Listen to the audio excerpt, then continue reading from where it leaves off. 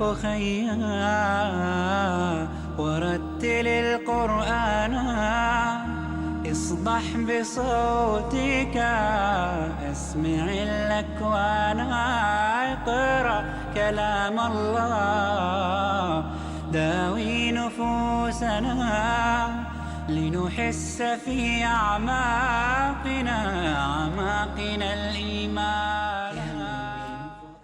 کسی نے وظیفے کے بارے میں سوال کیا ہے. یہ پوچھ رہے ہیں کہ کیا یہ بات صحیح ہے کہ 41 دن تک سورۃ المزمل پڑھیں تو آپ کی تکلیف دور ہو جائے گی اور آپ کے رزق میں برکت آئے گی؟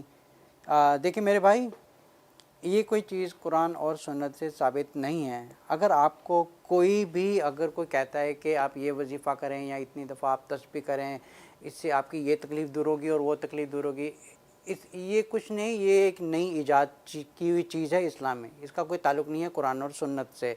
جیسے اگر نماز کے بعد ہم پڑھتے ہیں 33 دفعہ سبحان اللہ پڑھتے ہیں، 33 دفعہ الحمدللہ پڑھتے ہیں، یا 34 دفعہ اللہ اکبر پڑھتے ہیں، یہ ایک سنت کی طرف سے ہے.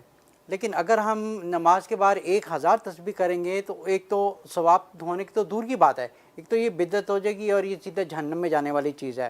اسی طرح اگر کوئی کہتا ہے کہ اگر ہم 1000 دفعہ یہ پڑھیں گے، 1000 دفعہ یہ تسبیح کریں گے، اس سے ہماری یہ پرابلم سالو ہو جائے گی، اس سے ہمیں رشتہ مل جائے گا، اس سے ہمارے کاروبار میں برکت آ جائے گی، تو اس کا کوئی کانسیپٹ نہیں ہے. جیسے قرآن اور سنت کے حساب سے ہے کہ رزق بڑھانے کا طریقہ کیا ہے. آپ طہارت میں رہیں، آپ گناہ سے دور رہیں، پھر اللہ سے آپ دعا کریں.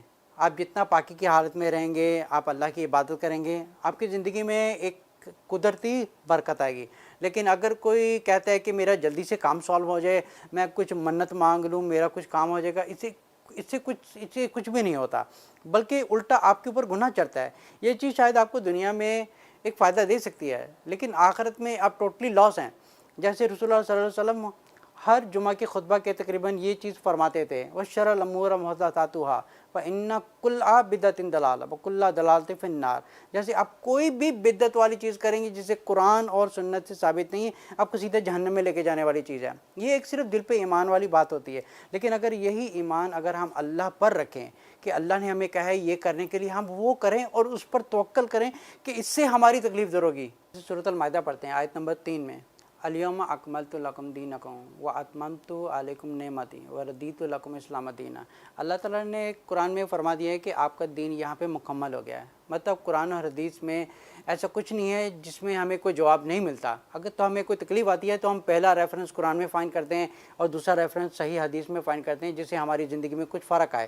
تو اگر یہ وظیفے کرنا ہے تو ہماری پرابلم کیا ہے کہ ہم لوگ جب ذہنی بیمار ہو جاتے ہیں یا ہمیں کوئی پریشانی آ جاتی ہے تو ہم لوگ یہاں وہاں دیکھنا شروع کر دیتے ہیں. لیکن یہ نہیں دیکھتے کہ ہم لوگ پہلے ہی چیز قرآن کھول کے دیکھیں کہ اللہ ہمیں حکم کیا دے رہا ہے کہ تاکہ ہماری تکلیف دور ہو جائے. لیکن یہ دیکھنے کی بجائے ہم لوگ وہاں کسی امام کے پاس جا رہے ہیں، کسی ملا کے پاس جا رہے ہیں، کسی پیر کے پاس جا رہے ہیں، کسی فقیر کے پاس جا رہے ہیں. یہ سب چیزیں بدعت ہے. یہ چیزیں آپ کو دنیا میں نفع دے سکتی ہے لیکن آخرت میں یہ ٹوٹلی لاس ہے، کیونکہ اسے نہ تو قرآن میں ثابت ہے نہ صحیح حدیث میں ثابت ہے.